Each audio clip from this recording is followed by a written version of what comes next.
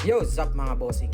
Welcome back sa inyong paboritong sports vlog, kung saan pinag-uusapan natin ang pinakamalalaking kaganapan sa mundo ng boxing.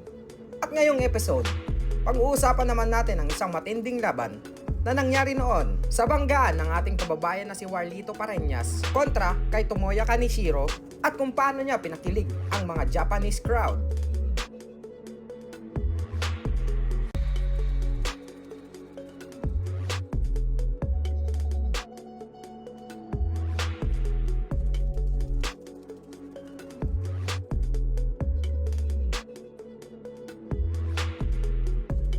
Alam mo ba, itong laban na to mga bossing ay naganap noong March 25, 2012 sa Korakuen Hall sa Tokyo, Japan.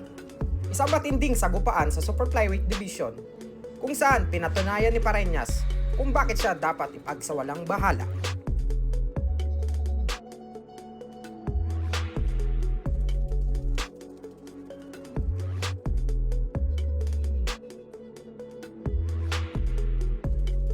Para sa kaalaman ng lahat, si Tomoya Kaneshiro noon ay may professional record na 19 wins, 8 dito ay via knockout, may 5 talo at 2 draw bago ang laban nila ni Pareñas.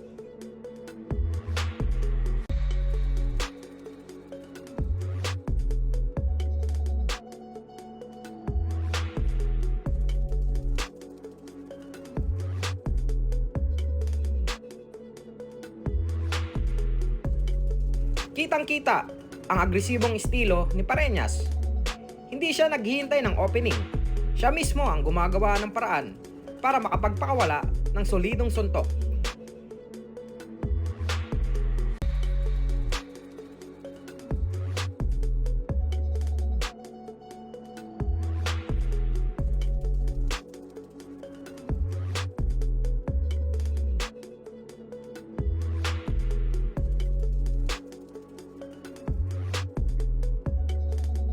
Ang pambato naman ng mga Hapon na isang batikang boksingero na si Kaneshiro ay sinubukang depensa ng sarili gamit ang kanyang bilis at counter-punching.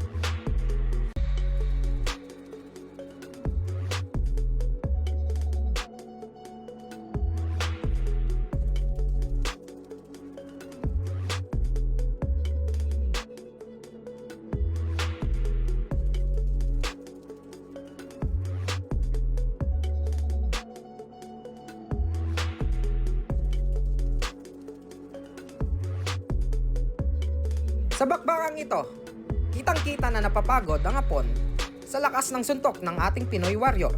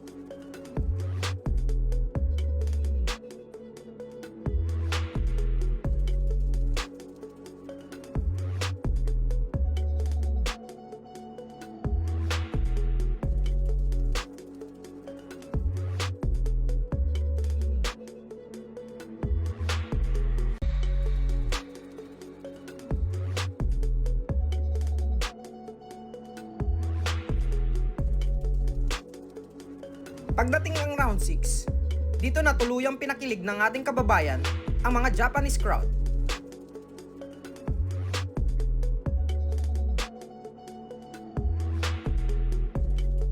Isang napakalakas na suntok ang pinakawala ni Pareñas na tuluyang nagpabagsak kay Kaneshiro.